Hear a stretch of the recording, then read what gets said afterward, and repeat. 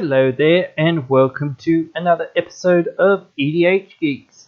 And in this video, we will be taking a look at Commander Legends, doing a set review for this giant set. So I've decided to split this big set into several sections just to make it slightly easier. So this is part one, and we're doing white and red here today. So let's get into it.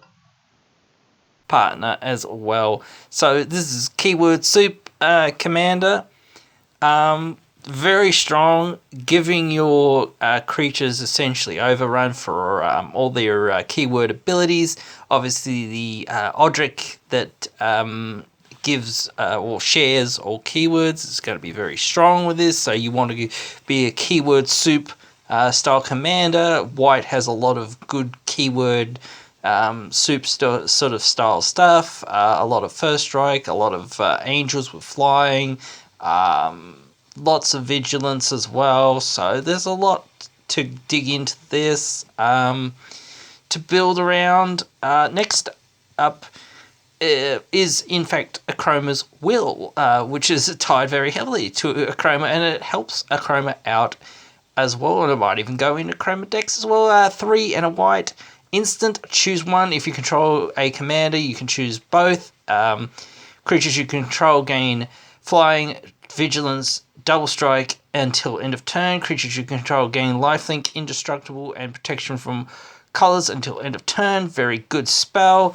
It's going to allow you to either stay on that defensive if you really need to, or going to be able to punch on through for the last few points of damage, giving yourself double strike and until end of turn, and also just giving your team vigilance that will help you protect yourself from any backswings and what have you. If you also get the lifelink, that also is buffering your life total, so that it will protect you.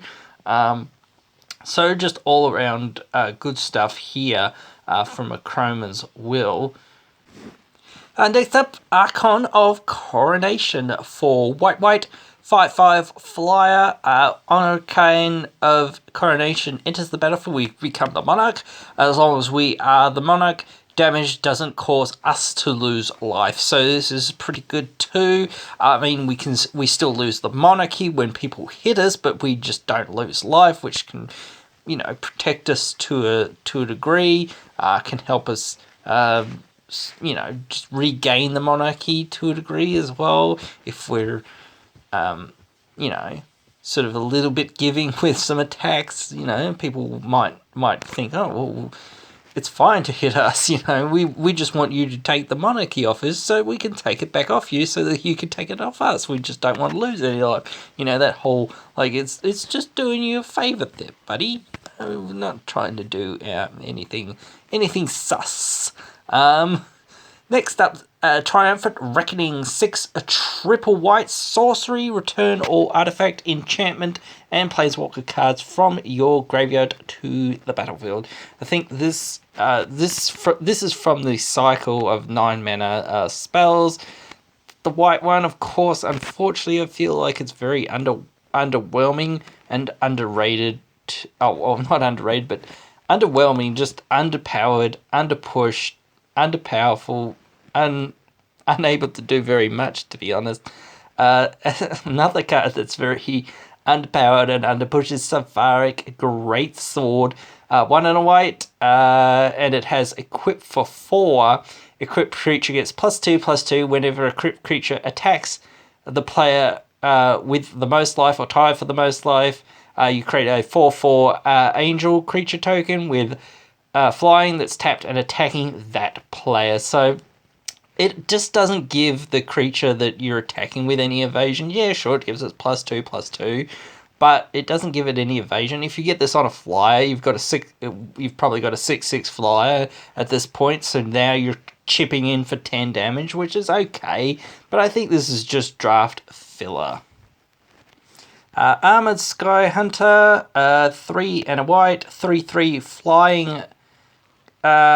Whenever Armored Sky Hunter attacks, we look at the top 6 cards of our library. We may put a aura or an equipment from among them into the battlefield under our control. If it's an equipment, it also gets attached to a creature.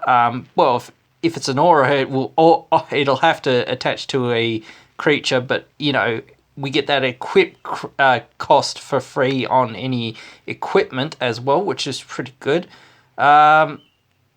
We attach it to a creature we control, and then we put the rest of the cards on the bottom of our library in a random order. If we're in an equipment deck, and most white decks nowadays are running a lot of equipment, like Sword of the Animist and whatnot, just to find their land drops and whatnot, and Dowsing Dagger and whatnot, and things like that. Those are good, and just like swords and things that give you, card advantage and whatnot are good. So I can see a space for this. In those sort of style decks, Court of Grace, 2 white. When it enters the battlefield, we become the monarch. It's weird for an enchantment to be doing an enter the battlefield effect, but, just making us the monarch, yeah, that's pretty good. At the beginning of our upkeep, we create a 1/1 spirit creature token with flying. If we're the monarch, we get a 4/4 flying angel creature token instead. This is really good with that enchantment that's from Ravnica or Allegiance, I think it is, that makes any token into a 4/4 fly, so we'll always get that 4/4 fly no matter what. If we have that enchantment out. But this is just fairly solid. Gives us some card draw, which white desperately needs. Monarch is such a good mechanic, and just giving us a little bit of a reward for having it sit out on the battlefield, just making some random 1/1s every now and again is fine.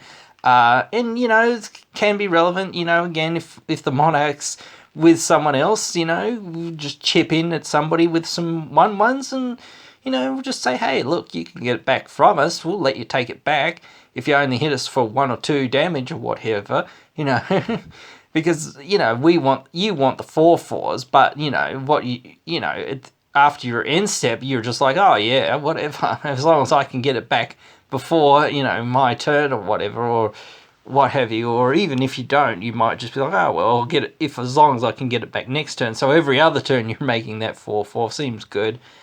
Keeper of the Chord, that was one that was actually spoiled fairly early on.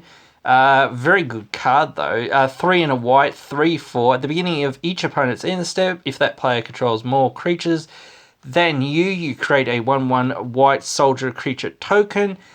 I'm really glad that both of these abilities are at each end step. That makes them both much more powerful. At the beginning of the end step as well, if a player controls more lands than we do, we search our library for a basic plains, we put that card into the battlefield tapped, and then we shuffle our library. So both of these effects are at every single end step. So that's very important, because when we play this, if we get it out early enough again, usually in that, if we get it out turn 3 or 4, which would come out roughly around then, we can start being like, oh, look, our friend Steve just cultivated. Oh, look, you've got more lands than us. Oh, cool. Thank you so much for giving us a free land. Oh, you've also got more creatures than us. Oh, we'll have a 1/1 white soldier creature token at the end step. If our friend, Elizabeth, and I'm just making up names here, but if Elizabeth goes ahead and ramps and makes more creatures or what have you, it just benefits you in so many ways. This is an auto card that will go into any white deck that's not in green, I think. You just run this 99% of the time, especially if you've got like synergies with making tokens. It's just good ramp, or it's just good to catch you up to those other decks that are just going to ramp ahead of you and just going to, the times that it's bad, oh well, never mind. It's still a 3/4. Maybe it'll make some 1/1s still here and there. If there's been if your board has just been wiped, it's certainly going to make some 4/4, 1/1s rather. So I can see a lot of space for this. Livio, Oathsworn Sentinel, 1 and a white. 2/2. Choose another target creature. Its controller may exile with a Aegis counter on it. And then 2 white and tap it. Return all exile cards with Aegis counters on them from to the battlefield under their owner's control. It also has partner.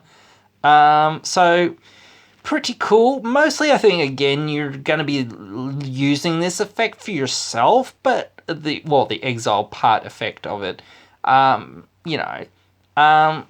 because it's kind of flickering, you want to do this if you can save your board, or most of your board, or most of your important stuff, I guess. So it's good board wipe protection, and that's one of the weakest things about white, is like you get out, a whole bunch of 1/1s or 2/2s or whatever, and they just sort of aren't able to get into combat after a certain period of time because they're just random 1/1s that have no, or 2/2s or whatever, that have no evasion or whatever, and they're just outclassed by these bigger, badder creatures, but, and you still can't go wide enough to get around anyone.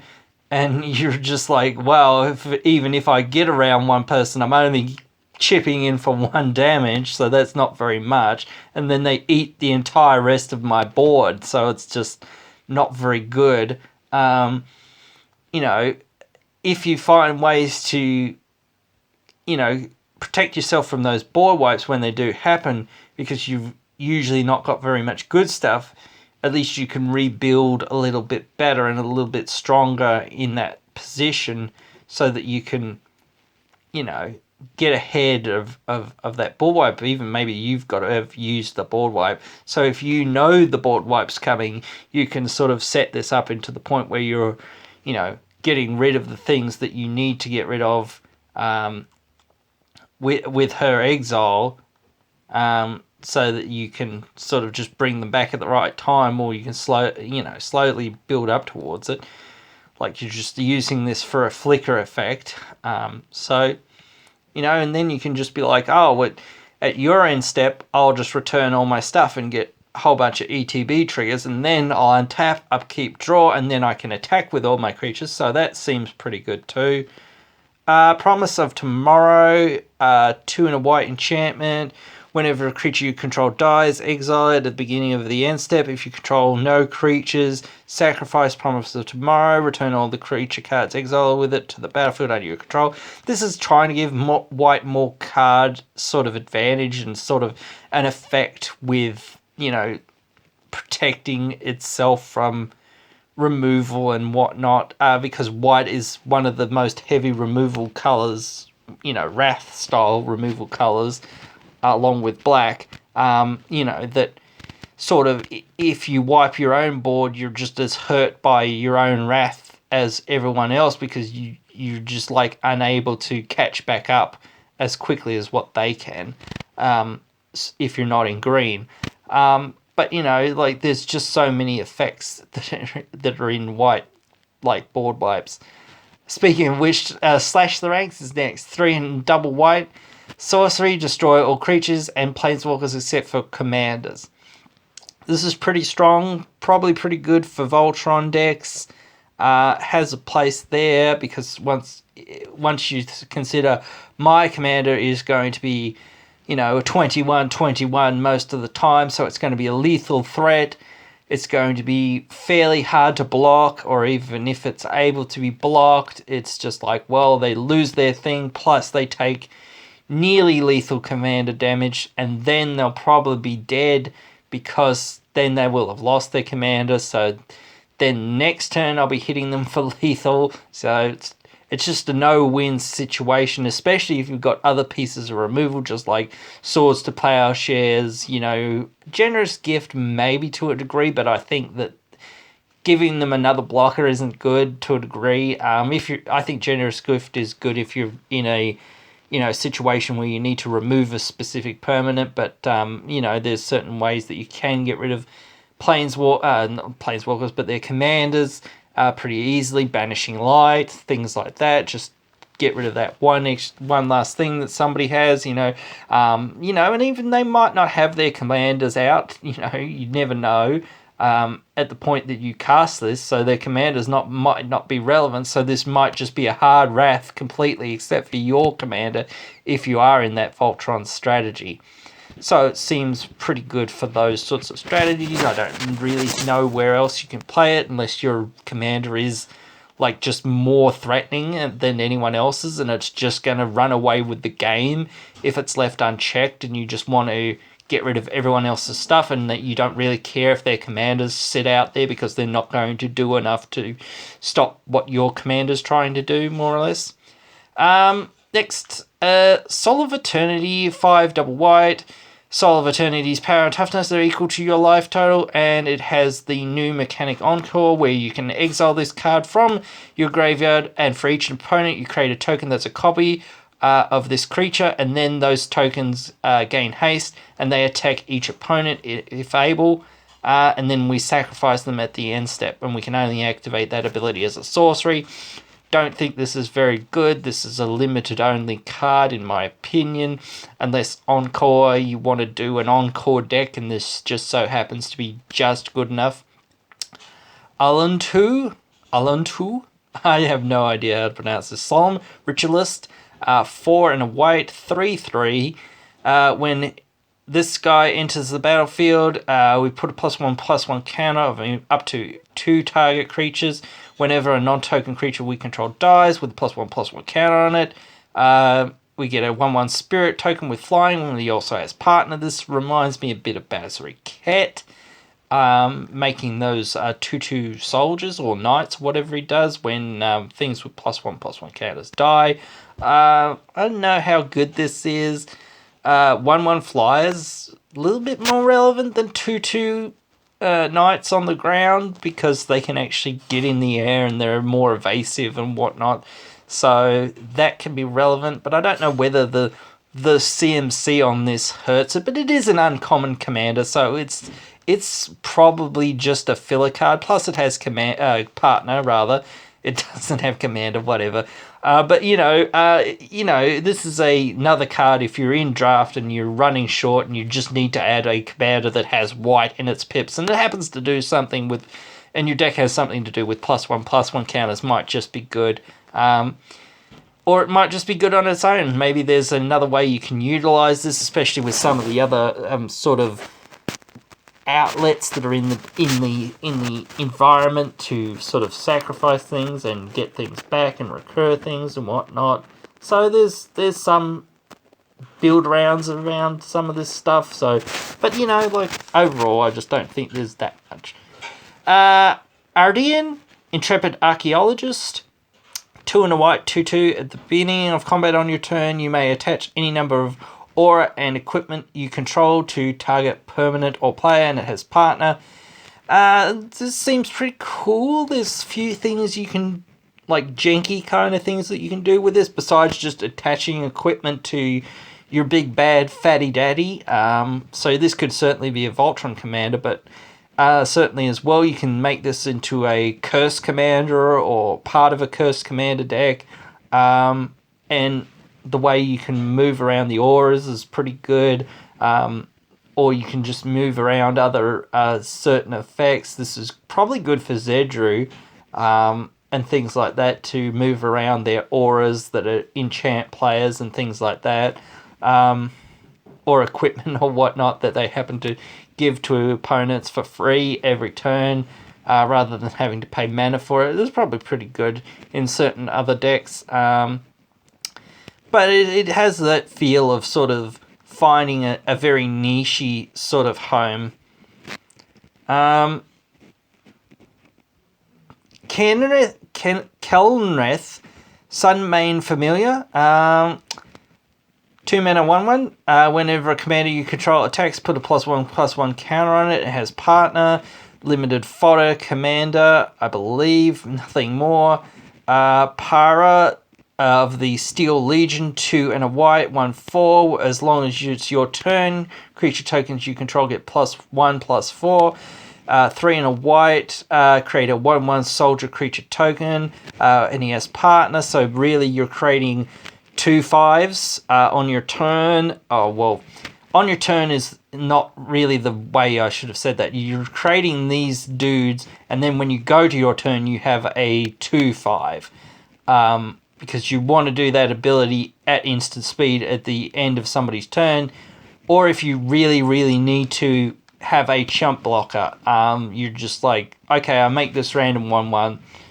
You know, once you can start triple activating this or quadruply activating this or just activating this for less and things like that, it's really good. Or once you have a lot of mana and just can activate this a whole lot of times, it starts to run away, and it's just like if you've got effects that can create extra tokens, it's really good as well. Rubek, Archaeologist of Ascension, 3 and a white, 3/4 artifacts you control have protection from. Each converted mana cost among artifacts that you control, and has partner. Pretty good for draft filler commander, I think, but again, I think it is just draft filler sort of commander.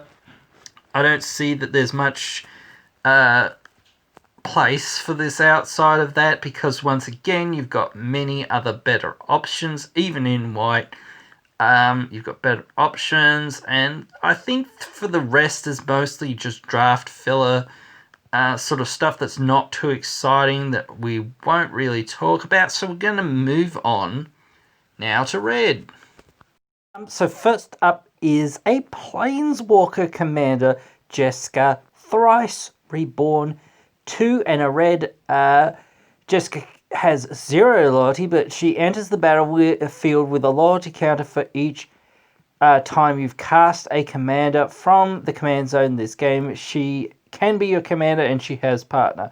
Her 0 ability, target creature you control gets to do triple damage. If that creature would deal damage, it deals triple that much damage instead. Minus X, Jessica deals X damage of up to 3 different targets. So you minus 1 to kill her. When she comes in with 1 loyalty, I guess she can deal 1 damage to any 3 things. Then she comes out again, you minus 2 her, she can do 2 damage to 3 things. Things like that, or if you've got if she's not your commander, she's in your deck, you can do other things with her. If you've got a cheaper commander, or if you've got ways to sack her for benefit, I think you'd probably, want that. You can give something triple damage until end of turn, which is kind of cool as well. Just like smashing in there, really aggro style, can get you some points in damage at some point, hopefully. But alright, commander is probably in the 99 though. Jessica's Will up next. 2 red sorcery, choose 1, but if you control commander, you can choose both the modes. Add a red mana for each for a target opponent's number of cards in hand. Exile the top 3 cards of your library. You may play them this turn. So, a bit of ramp. If somebody has a lot of cards in hand, you can get a lot of mana. Getting the top 3 cards, probably pretty good. That impulse style draw that red's, well known for now. Probably pretty good just to go in any red deck. You want both these effects, so you can always find time that both of the effects will be useful. I don't think either effect is super amazing, but I think both of them stapled together is quite good for the cost of this card. Hellkite Corsa, 4 double red, 6/5 flying dragon. When Hellkite Corsa ETBs, you may cast a commander you own from the command zone, and then it gains haste. You casted the commander for free, basically, and it gains haste. Return that creature. Well, to the command zone at the beginning of the next end. So basically sneak attacks in your commander, or you don't, or I say you cast it, but you put it into play, whatever. But basically, yes, it sneak attacks your commander in. Good if your commander's very high CMC, or if your commander's died a few times.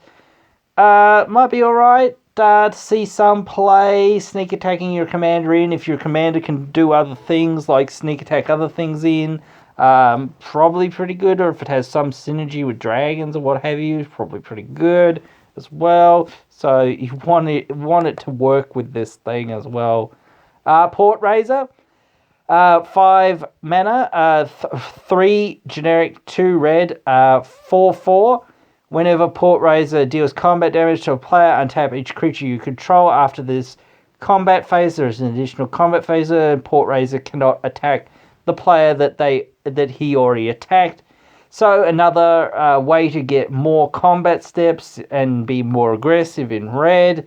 Getting in there, maybe punching the person who has maybe the second least creatures, and then being able to punch the person who has the least creatures, and then being able to think about punching the person that has the most creatures, or maybe punching the person that has the most creatures. If you've got some sort of evasion, then punching the other 2 players, or just like giving your other things the extra combats against the player that you actually need to try to kill is probably the most relevant of these abilities, because you might just be like, hey, look, Dave, we really need to deal with Steve over here.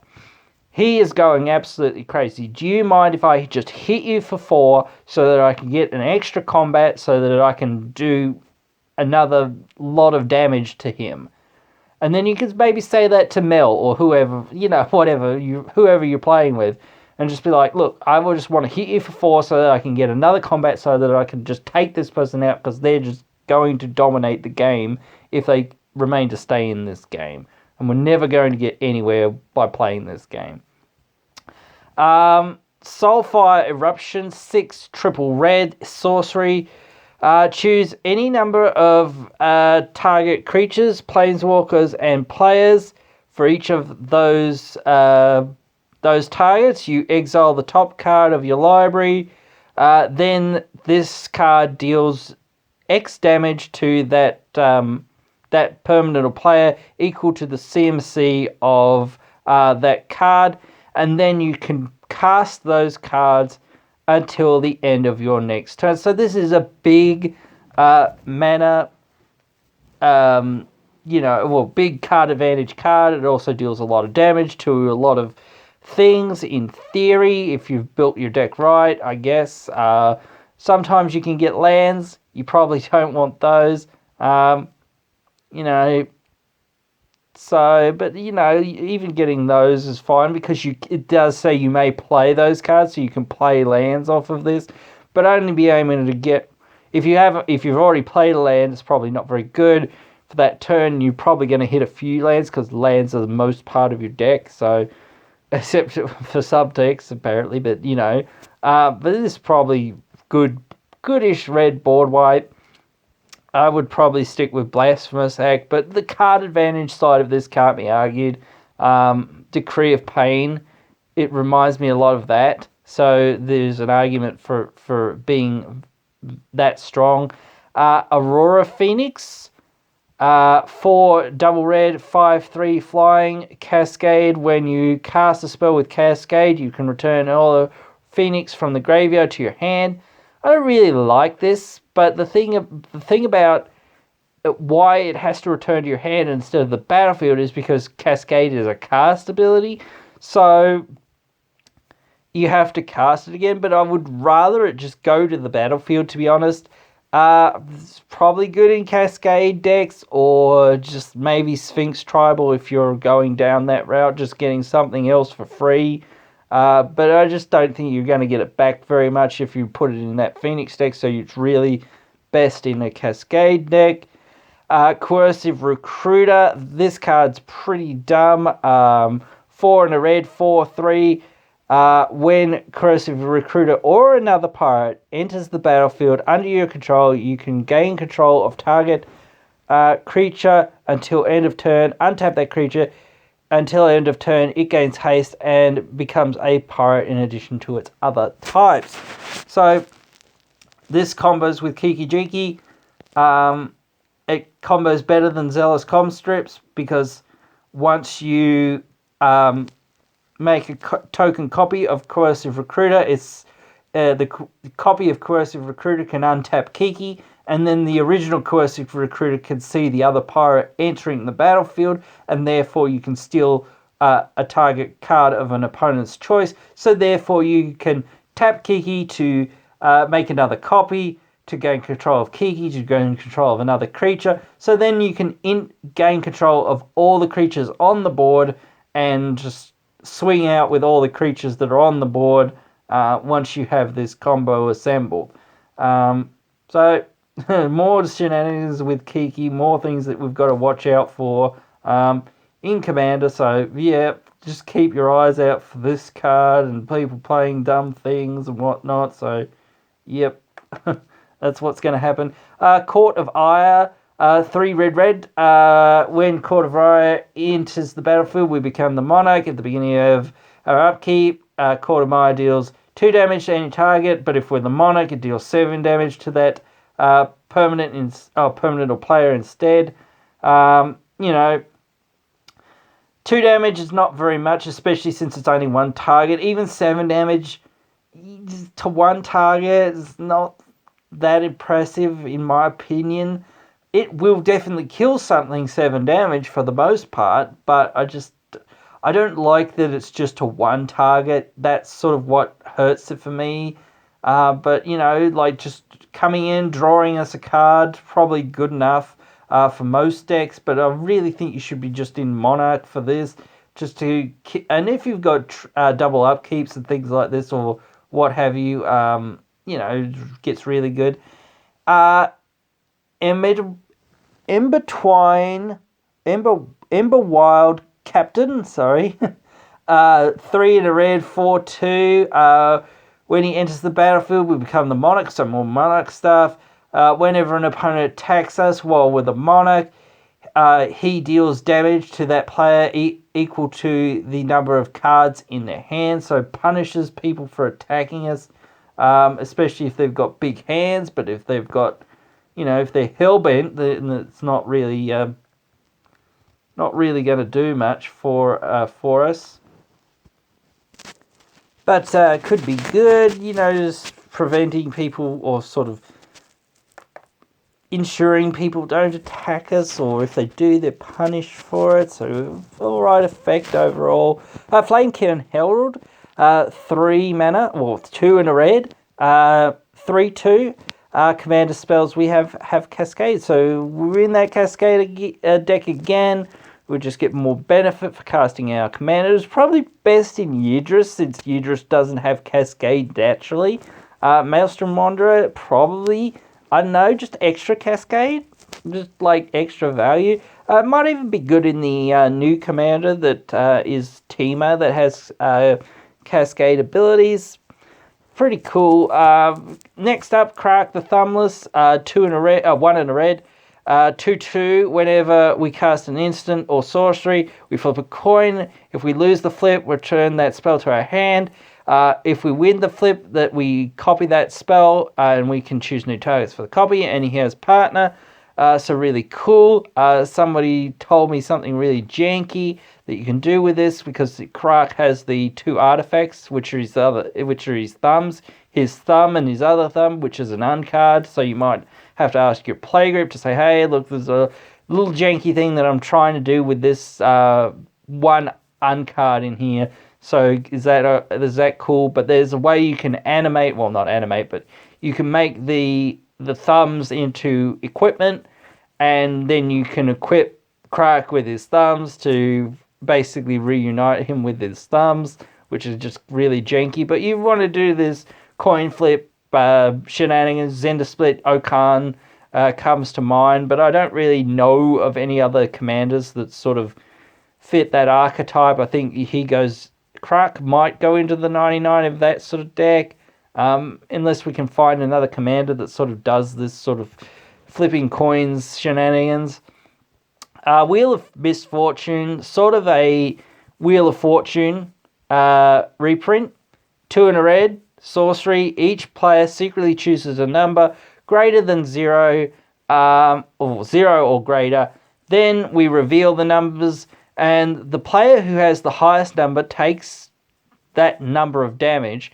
The player who has the least does nothing, and the player who has the most basically does nothing but take the damage. But the players who are basically in the middle somewhere, they get to wheel. So this incentivizes people to bid, for the most part, if you've got an empty hand, to try and get a new hand, try and draw more cards. It's really good in those wheel decks, where you want to just be wheeling all the time. It's good for mono red, I guess, as well, because you will just like bid as high as you can, or as high as you feel is alright. I would think that like 6 or 7 damage for 7 cards is probably fine, because that's what the going rate is for in black, so you'd probably be okay with that, for the most part.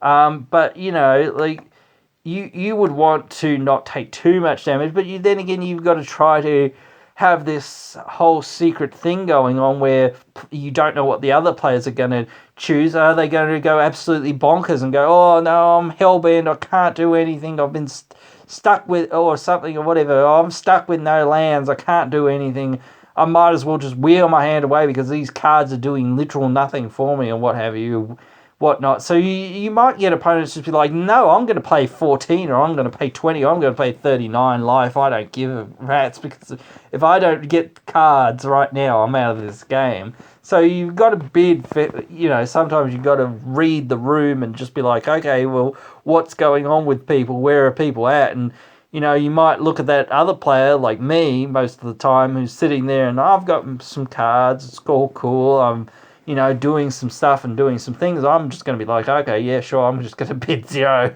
Initially, I thought you could bid negative numbers, because I would be like, most of the time I'm going, oh, I don't think I really want it, I don't care, I don't want a new hand, I'll just keep the one I've got, it's fine.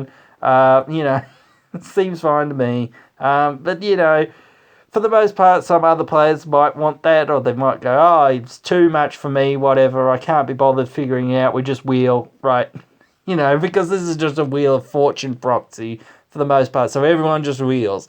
I don't know, you know, cool card, probably go in the wheel decks.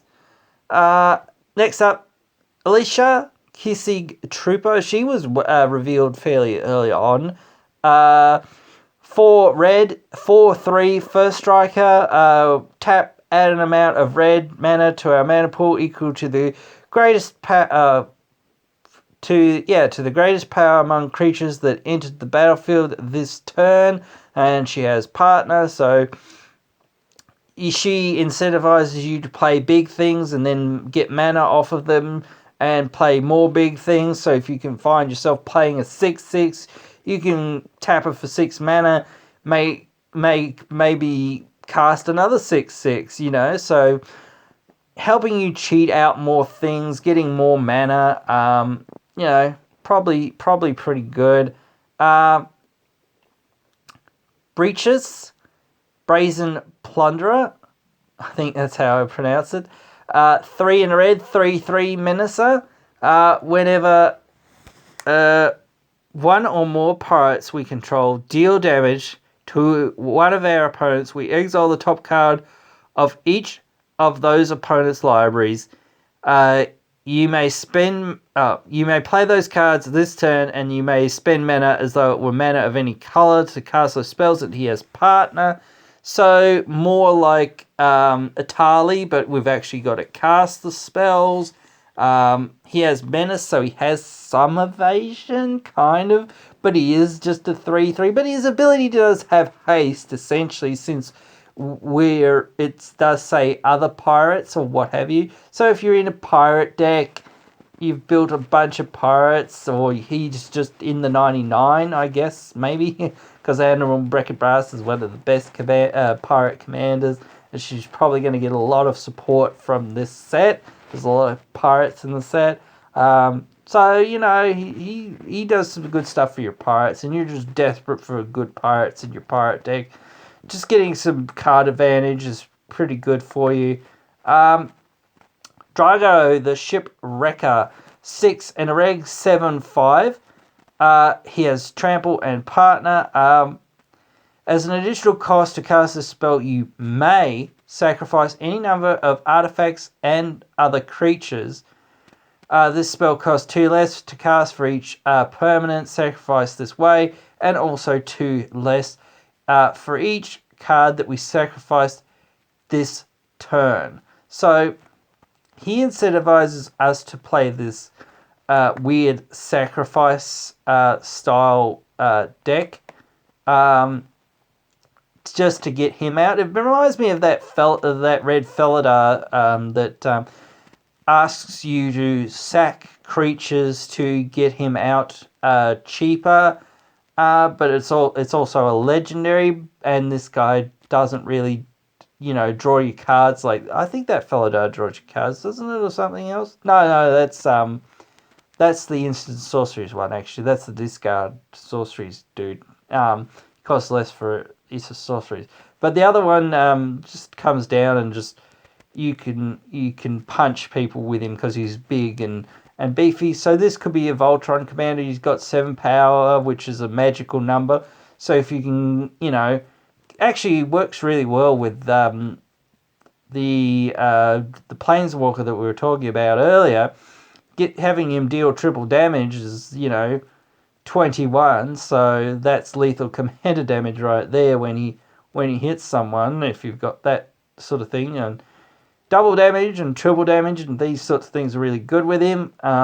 So if you're doing that Voltron style stuff, or he's just a pirate as well, so maybe he just goes in a pirate deck. Keitas, Emberclaw Familiar, 1 and a red, 1/1.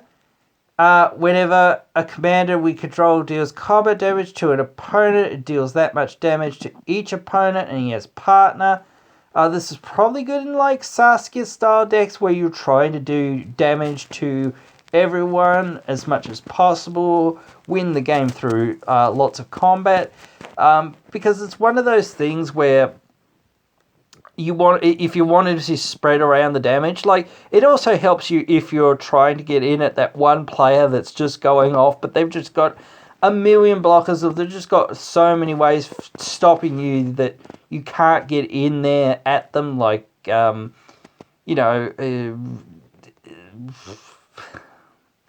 not ley lines, about to say ley lines, taxes on attacking them, like propaganda and whatnot.